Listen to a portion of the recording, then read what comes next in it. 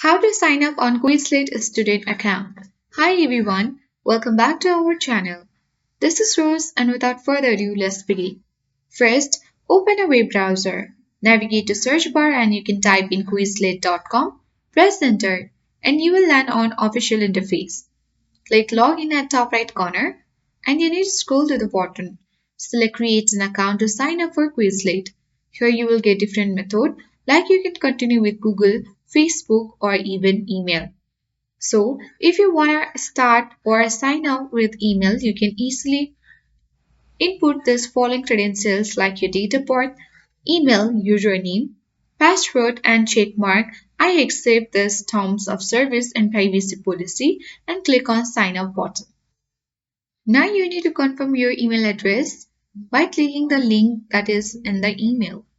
So here we have successfully got the email address, so you simply need to click on confirm your email button. Now you can even choose the Quizlet Plus and then easily enjoy Quizlet Plus on Quizlet. So in this way you can easily sign up for a Quizlet student account. I hope this guide was helpful.